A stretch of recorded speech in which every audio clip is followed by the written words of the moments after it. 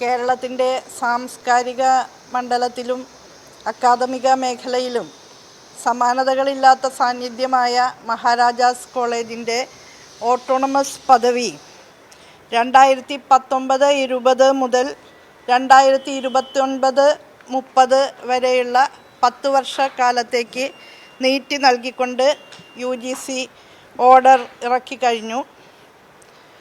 ഇതിൻ്റെ ഭാഗമായി 2030 മാർച്ച് വരെയുള്ള കാലത്തേക്കുള്ള ഓട്ടോണമസ് പദവി അംഗീകാരമാണ് മഹാരാജാസ് കോളേജിന് ലഭിച്ചിട്ടുള്ളത്.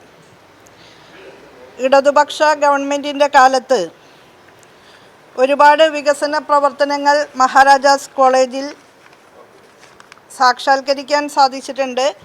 പുതിയ അക്കാദമിക് ബ്ലോക്ക് 10 കോടി, ലൈബ്രറി ബിൽഡിംഗ് 9 കോടി, ലൈബ്രറിയുടെ ഇൻറ്റീരിയർ വർക്ക് 3 കോടി, ഓഡിറ്റോറിയം, സ്റ്റാഫ് ഹോസ്റ്റൽ നവീകരണം, കെമിസ്ട്രി സെമിനാർ ഹാൾ തുടങ്ങിയവ ചേരുന്ന പാക്കേജ് 15 കോടി, പുതിയ ലേഡീസ് ഹോസ്റ്റൽ 10 കോടി, ബോയ്സ് ഹോസ്റ്റൽ മെസ് ഹാൾ നവീകരണം 1,30,00,000, സിന്തറ്റിക് ട്രാക്ക് 7 കോടി, സിന്തറ്റിക് ഹോക്കി ടർഫ് 9,53,00,000 എന്ന നിലയിലാണ്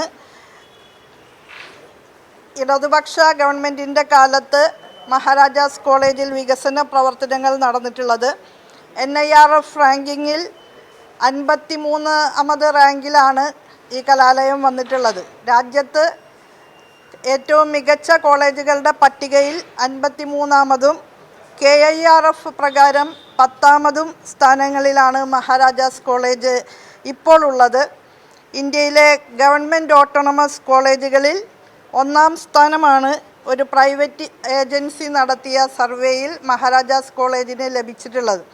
കേരളത്തിൻ്റെ സാംസ്കാരിക മേഖലയിൽ വളരെ ശ്ലാഘനീയമായ സംഭാവനകൾ നൽകിയിട്ടുള്ള ഒട്ടേറെ പ്രതിഭാശാലികൾ പഠിച്ചിറങ്ങിയിട്ടുള്ള മഹാരാജാസ് കലാലയത്തിന് UGC ഓട്ടോണമസ് പദവി നീട്ടി നൽകിയ ഈ സാഹചര്യത്തിൽ എല്ലാവിധ ആശംസകളും നേരുകയാണ്.